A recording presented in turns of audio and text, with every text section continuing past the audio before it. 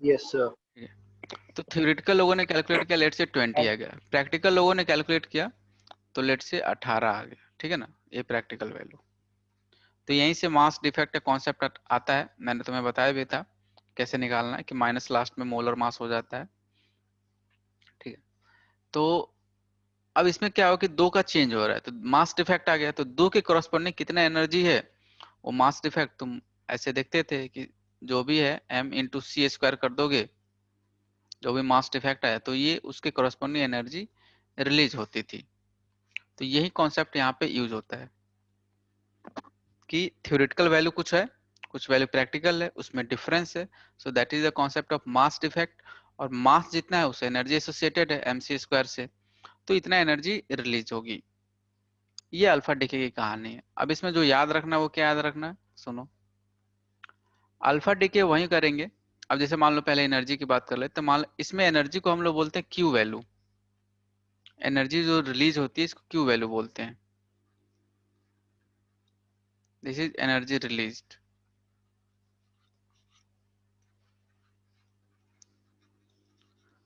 Q value कैसे निकाल सकते हो यार, जो भी मास डिफेक्ट है, delta M C square.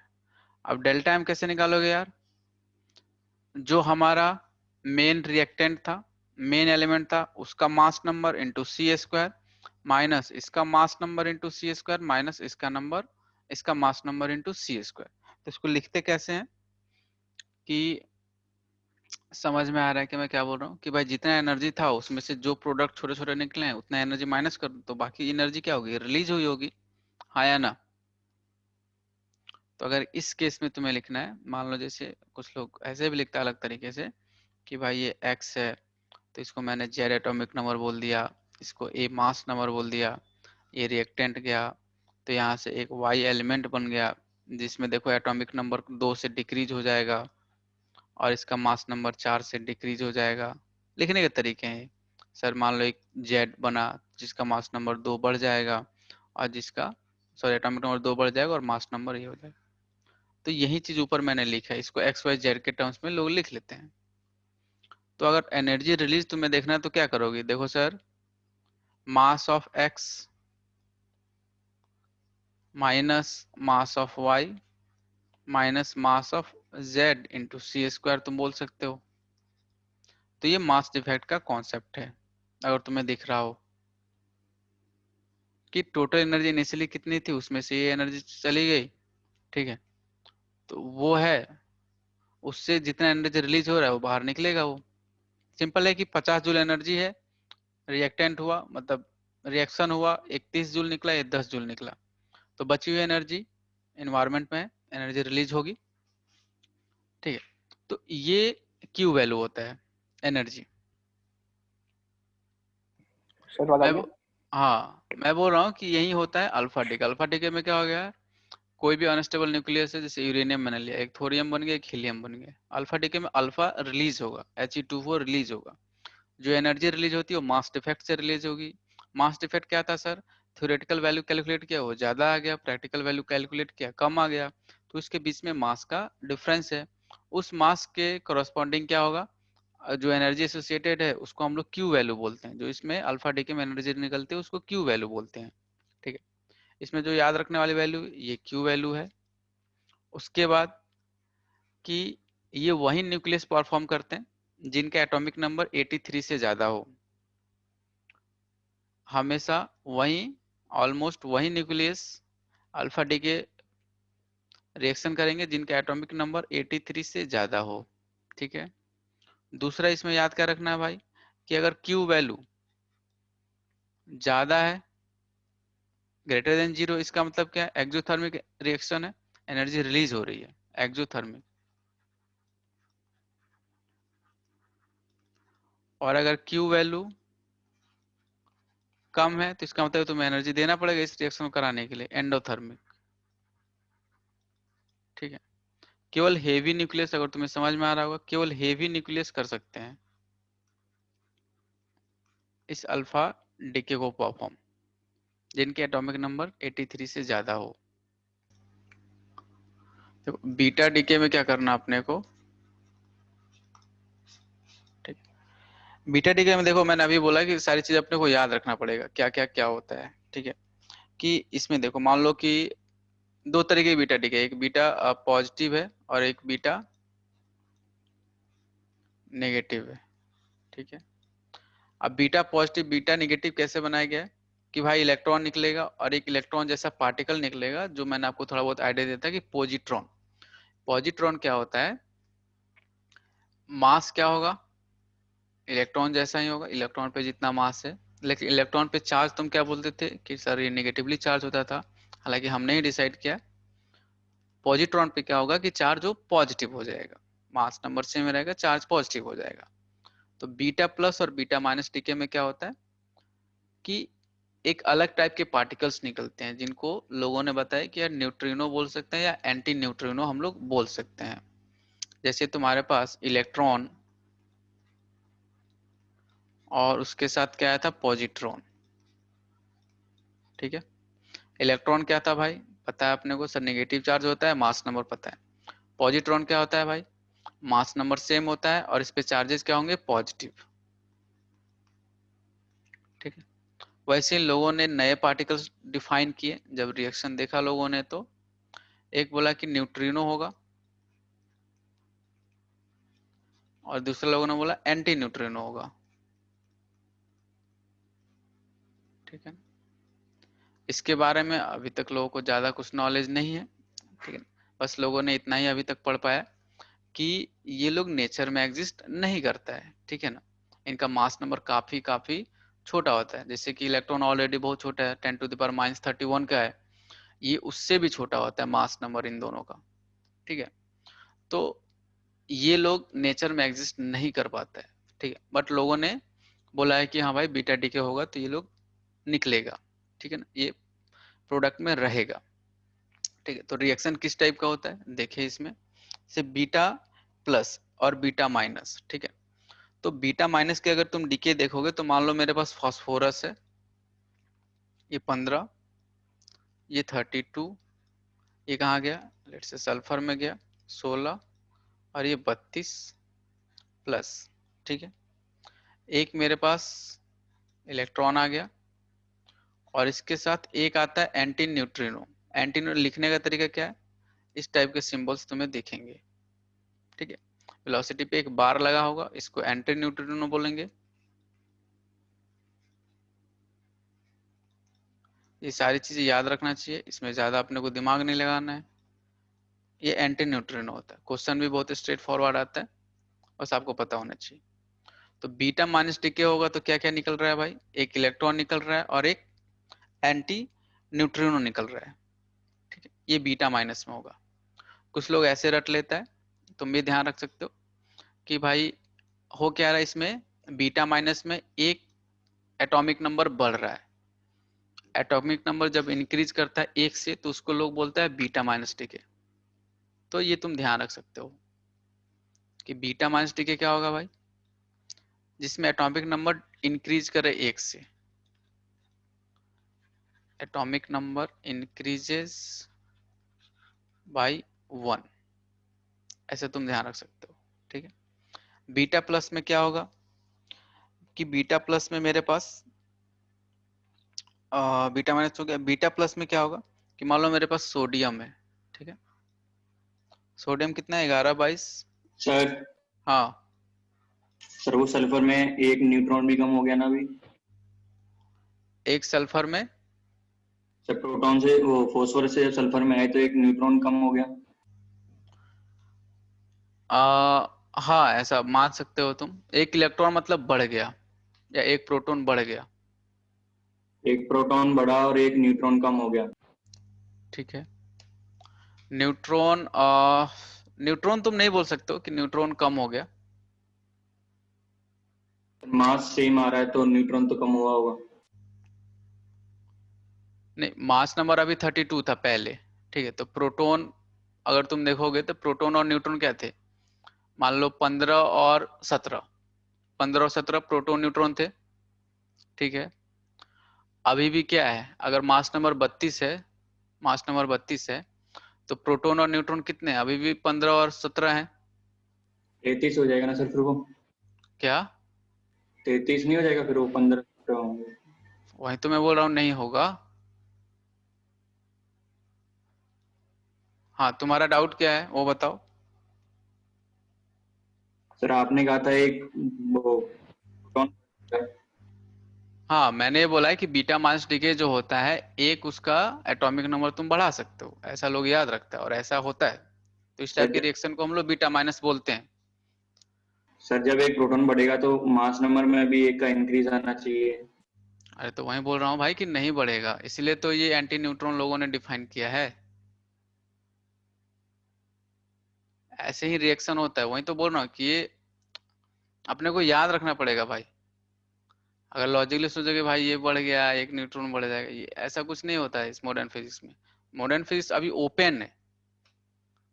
Modern physics अभी, क्वांटम फिजिक्स पूरा ओपन है, लोग पढ़ रहा है, ऐसा कुछ नहीं कि पढ़ गया लॉ बन गया है। पूरा ओपन चीज है ये, और नेक्स्ट टेक्नोलॉजी जो भी होगा तुम्हारा यही होगा, मॉडर्न फिजिक्स, क्वांटम फिजिक्स, यहीं पे सारा मतलब इनोवेशन है। बाकी इनोवेशन ऑलरेडी हो चुका है। तो बीटा माइनस क्या होता है कि अब मास नंबर सेम रहेगा, एक एटॉमिक नंबर इसका बढ़ जाएगा। अब भाई वो गया कहाँ, ये क्वेश्चन है, ये डाउट तुम्हें पूछना चाहिए। ये नहीं कि एक न्यूट्रॉन बढ़ेगा, न्यूट्रॉन नहीं बढ़ेगा। जो प्रोडक्ट बाकी निकल रहे हैं तुम्हारे पास, ठीक है, अपने को क्या करना है, अपने को चार्ज और मास को कॉम्पेंसेट करना है। अगर तुम देखोगे एक, अगर इसका एटॉमिक नंबर बढ़ रहा है तो या तो प्रोटॉन या तो इलेक्ट्रॉन बढ़ा होगा, तो उसके पास मास नंबर भी होगा, चार्ज भी होगा, उसको अपने को कंपनसेट करना है। ठीक है, इसलिए ये पार्टिकल यहाँ से रिलीज होते हैं, और इसके बारे में अभी लोग पढ़ रहे हैं, ज्यादा कुछ नॉलेज नहीं है कि भाई इसका मास नंबर बहुत ही कम होता है, ये नेचर में एग्जिस्ट नहीं करता है। आया समझ में?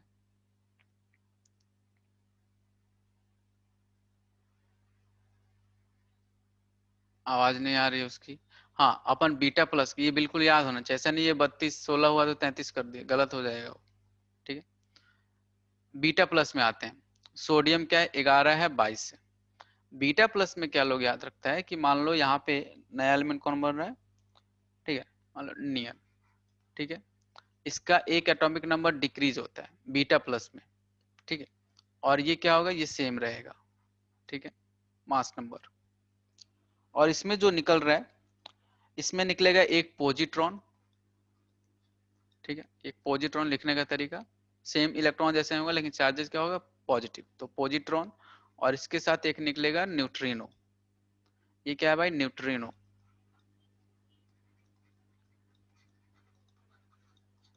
और ये क्या है भाई, पॉजिट्रॉन। ये बिल्कुल याद होना चाहिए रिएक्शन। इसी टाइप का रिएक्शन अगर आया एक्सप्लेन करने के लिए एनसीईआरटी में, यही रिएक्शन लिखना पड़ेगा। और अगर छोटा मोटा क्वेश्चन आया तो इसी कॉन्सेप्ट पे ही करना पड़ेगा। हालांकि क्वेश्चन नहीं आएगा ऐसा कि भाई ये क्यों हो रहा है, वैसा क्यों हो रहा है। तो ये अपने को बीटा डीके होता है कि जिसमें neutrino anti neutrino particles release होते हैं। ठीक है, तो ये बीटा डीके हम लोग इसको बोलते हैं। ठीक है, लिखे सब लोग इसको जल्दी से। एक दो चीज तुम लिख सकते हो यहाँ पे, एक मतलब 2 3 लाइन लिख ले सब लोग। इसको लिख लिया क्या तुम लोग?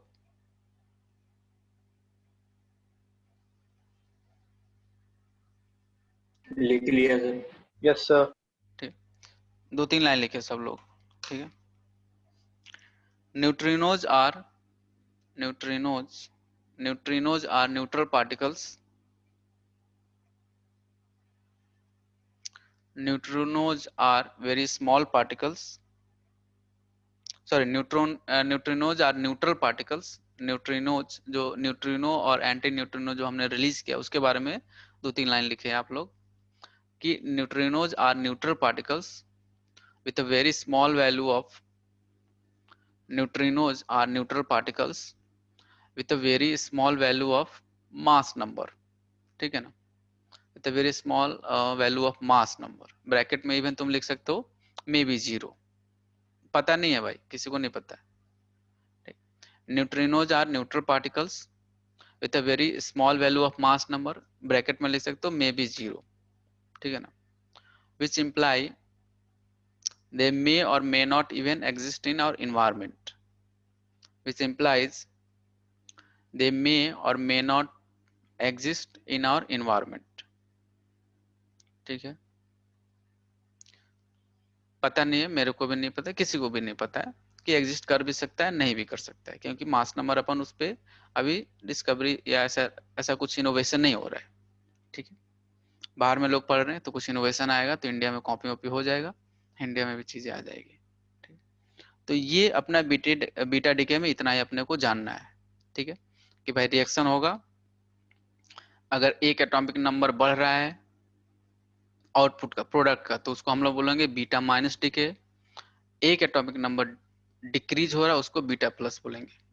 एनसीईआरटी वाले ज्यादा से ज्यादा तुमसे पूछेंगे भाई कि बीटा प्लस क्या होता है, बीटा प्लस लिखोगे एक एटॉमिक नंबर घट जाता है, बीटा माइनस ये 1 मार्क्स में लो बना सकता है, और ज्यादा कुछ पूछेगा 2 मार्क्स में तो यही रिएक्शन पूछेगा, भाई ये रिएक्शन बताओ, सोडियम जाएगा तो क्या क्या बनेगा। तो ये तुम्हें बिल्कुल याद होना चाहिए। मॉडर्न फिजिक्स में बहुत सारी चीजें याद होनी चाहिए, मैं बार बार बोल रहा हूँ। ठीक है, ऐसा कुछ अभी कॉन्सेप्ट डिफाइंड नहीं है। ठीक है, अभी चल रहा है, ओपन है ये चीज। तो जैसा मैं बता रहा हूँ भाई वैसा बिल्कुल याद होना चाहिए, अगर तुम्हें क्वेश्चन लगाना है और मार्क्स लाना है तो। ठीक, इसमें लॉजिक लगाओगे फंस जाओगे, जैसे कि एक बढ़ रहा है ये घट रहा है, इधर कुछ नहीं, बिल्कुल रिएक्शन याद होना चाहिए चीज, यही कॉन्सेप्ट है इसमें। बीटा डीके हो गया। अब देखो गामा डीके, देखो क्या होता है। अल्फा समझ में आ गया, ये याद होना चाहिए कि भाई अल्फा क्या है। देखो सर, कोई भी एलिमेंट है डिके करेगा, अगर उसमें हीलियम 24 बन रहा है सर, अल्फा होगा। हेवी न्यूक्लियस ही कर सकते हैं जिनका एटॉमिक नंबर 83 से ज्यादा होगा, ये भी याद रखना, 83 से ज्यादा होता है। ठीक है, ये मैं बात करना नहीं चाहता था, हालांकि उसने डाउट पूछ लिया इसलिए बात की कि मास डिफेक्ट का कॉन्सेप्ट। ठीक, ये थोड़ा बहुत पता होना चाहिए, ज्यादा नहीं, कि भाई ये बन रहा है, अगर मास नंबर दिया हुआ है सबका एटॉमिक वेट तो मैं क्यू वैल्यू निकाल सकता हूँ। ठीक है, ये अपने को समझ में आना चाहिए। एनर्जी अगर ज्यादा है एक्सोथर्मिक सर होगा, कम होगा एंडोथर्मिक है। हाँ बताओ। सर सर ये 83 नंबर ही क्यों आया? मास डिफेक्ट तो छोटे में भी आ सकते हैं। नहीं आ सकता है ना, इसलिए तुम जो बाइंडिंग एनर्जी कर्व था, अगर तुम पढ़ोगे, पढ़ते रहो एनसीईआरटी, तभी समझ में आएगा। बाइंडिंग एनर्जी कम था, ये मैं थोड़ी बता रहा हूँ, लोगों ने बताया भाई, मेरा एक्सपीरियंस, मैंने एक्सपेरिमेंट नहीं किया था। जो स्टेबिलिटी कर्व है, कुछ ही न्यूक्लियस उसके अंदर स्टेबल है, बाकी सारे न्यूक्लियस अनस्टेबल थे। ठीक है ना, अगर तुम बाइंडिंग एनर्जी कर्व तुम देखोगे तो एक सर्टेन रेंज के न्यूक्लियस के पास ज्यादा एनर्जी है। ठीक है ना, सर्टेन रेंज के पास, मॉडर्न फिजिक्स में जो बाइंडिंग एनर्जी का कॉन्सेप्ट है इसी चैप्टर में, न्यूक्लियाई में, तो बाइंडिंग एनर्जी के कर्व में एक सर्टेन एटॉमिक नंबर स्टेबल है और उनकी बाइंडिंग एनर्जी ज्यादा है। तो ये पढ़ रहे हैं लोग। ठीक है ना, तो ये सारी चीजें ये अपने को बिल्कुल याद होना चाहिए एज इट इज। ठीक है, बीटा डीके में क्या था भाई सर, पॉजिट्रॉन, न्यूट्रिनो, ये सारी चीजें होती है। गामा डीके में क्या है, देखो गामा डीके में क्या होता है, देखो जैसे तुमने बोर मॉडल पढ़ा है, बोर मॉडल में क्या था, बोर मॉडल में क्या था सर कि न्यूक्लियस के अराउंड इलेक्ट्रॉन घूम रहा है डिफरेंट डिफरेंट ऑर्बिट में, तो एक ऑर्बिट से दूसरे ऑर्बिट में जाएगा तो एनर्जी रिलीज होती थी, अगर ऊपर लेट से तीसरे से दूसरे आ रहा है या पांचवे से चौथे आ रहा है तो एनर्जी रिलीज होती थी।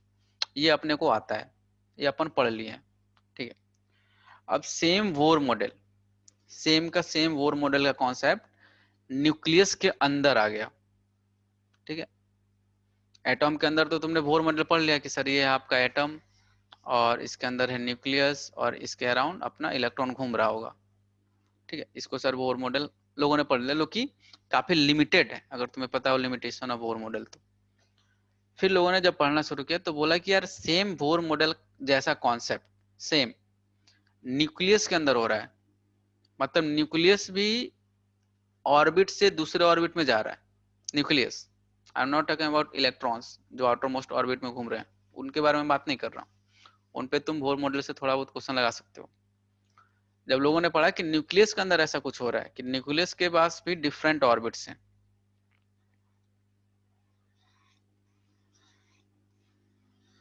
ठीक है ना, ये न्यूक्लियस के मान लो मैंने डिफरेंट ऑर्बिट बना दिए।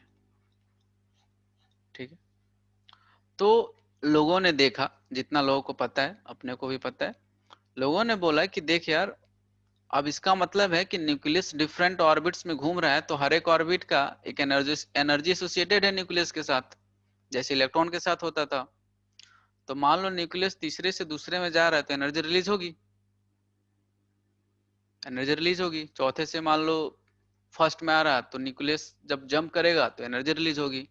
फर्स्ट से 4 में जाना है तो एनर्जी तुम्हें देना पड़ेगा। तो बोर मॉडल सर जैसा न्यूक्लियस कौन। के सेंटर में क्या होता है फिर? हाँ क्या बोल रहे हो न्यूक्लियस के सेंटर में क्या होता है? यार? ये तो मेरे को भी नहीं पता है ना।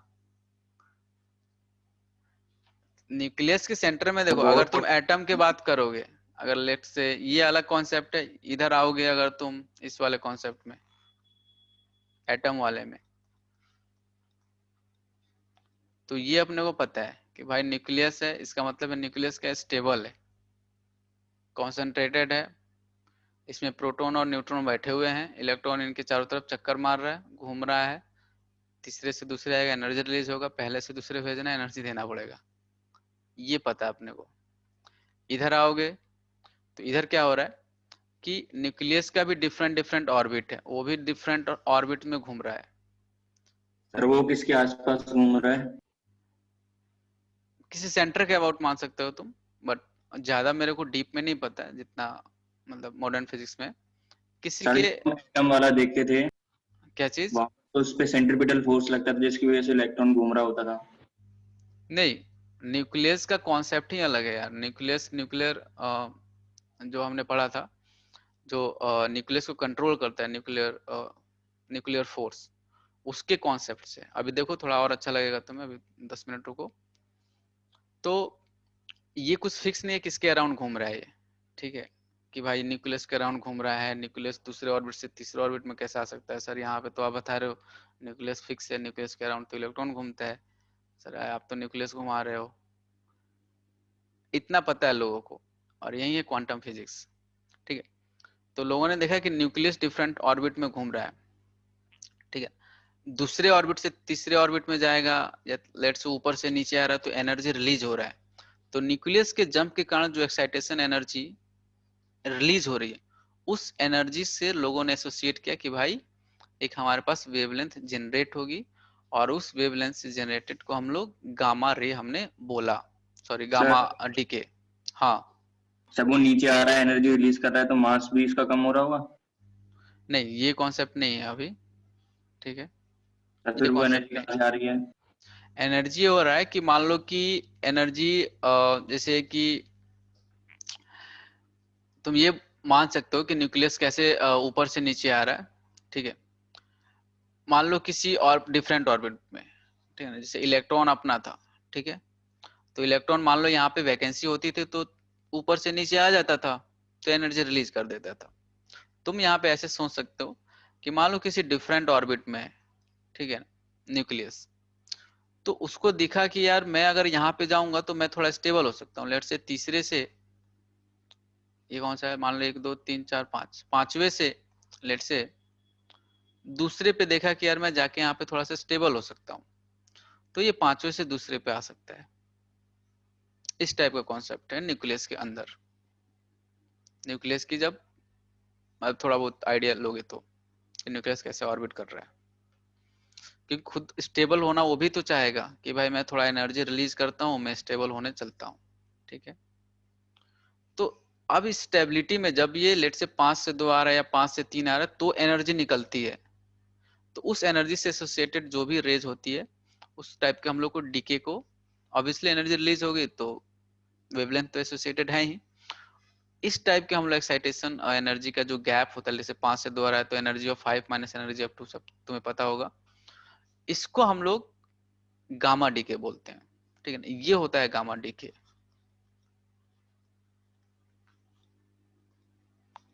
ये गामा डीके होता है, ठीक है। तो ये गामा डीके का थोड़ा बहुत आइडिया आपको होना चाहिए कि भाई न्यूक्लियस जब जंप करता है तो उससे जो एनर्जी एसोसिएटेड निकलती है उसको हम लोग गामा डीके बोलते हैं। फंडा मेन पॉइंट यही है गामा डीके का। थोड़ा बहुत समझ में आया? सर हाँ। न्यूक्लियस जब घूम रहा है तो अपने साथ साथ इलेक्ट्रॉन्स को लेके भी घूम रहा होगा। नहीं ये कॉन्सेप्ट नहीं है, अपन अलग कॉन्सेप्ट हुआ है, ये अलग कॉन्सेप्ट है। सर एक इलेक्ट्रॉन्स को अलग छोड़ के चल जाएगा। क्या? सर न्यूक्लियस इलेक्ट्रॉन्स को अलग छोड़ के चल जाएगा फिर? न्यूक्लियस के अराउंड इलेक्ट्रॉन घूमने का वो बिल्कुल डिफरेंट कॉन्सेप्ट है।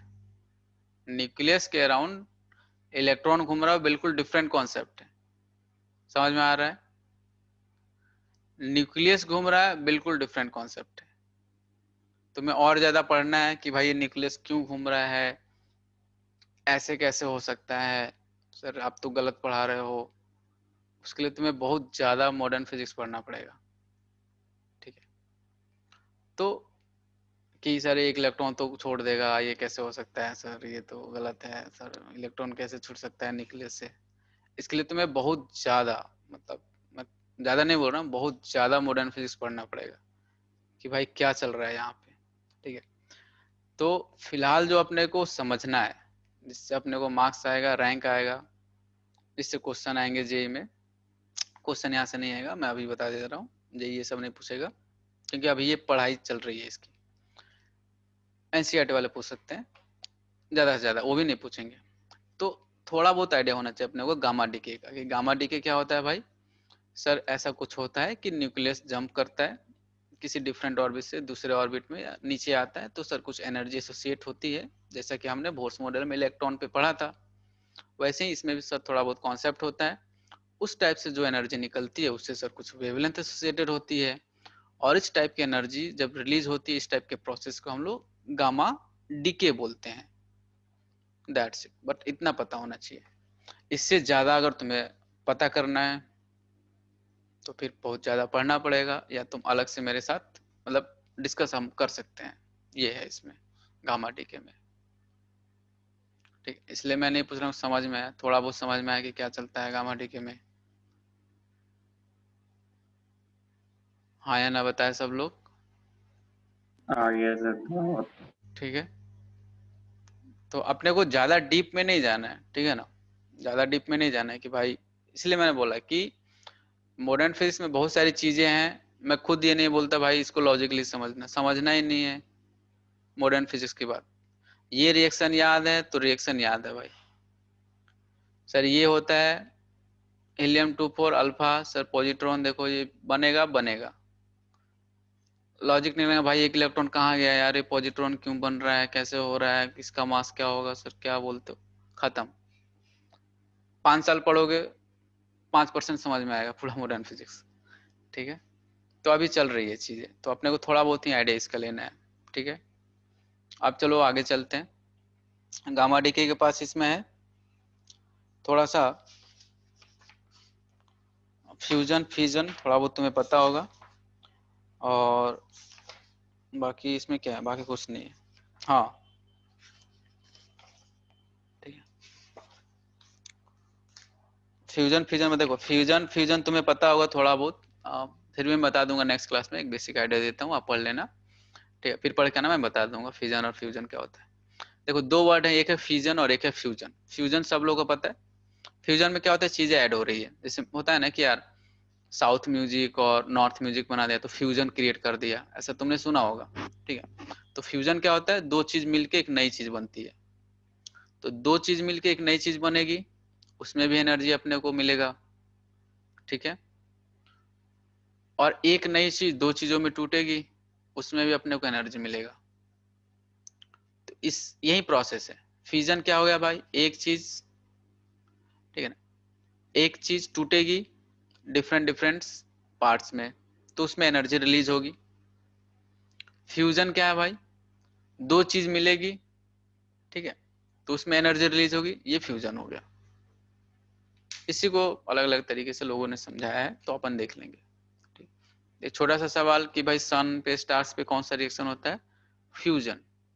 ठीक है? फ्यूजन होता है। और ठीक है, नेक्स्ट क्लास में बात करेंगे बाकी। ठीक है ना? न्यूक्लियर रिएक्शन, न्यूक्लियर रिएक्टर तुमने सुना होगा, अभी थोड़े टाइम पहले कहीं ब्लास्ट हुआ था, या पुराने ब्लास्ट भी अगर तुम्हें याद हो, या लेट्स से गैस ट्रेजेडी हुआ था भोपाल में। ठीक है ना? लीक हो गया पोर्ट था गैस। है ना, क्या? सर एक कोई पोर्ट है किसी कंट्री का वहां पे। हाँ बहुत भयानक हुआ था, आई थिंक बहुत थोड़ा टाइम पहले, आई थिंक 86 के आसपास बहुत लोग मरे थे। सो आज के लिए इतना ही रखते हैं हम लोग। बाकी नेक्स्ट क्लास में कंटिन्यू करेंगे फिजन और फ्यूजन, और क्वेश्चंस लगाएं। तब तक दूसरे स्कूल जो अपना है जेम्स के भी बच्चे आ जाएंगे। Will continue with that. Okay, thank you everyone, see you next class, till then enjoy. Thank you sir. Thank you. Thank you.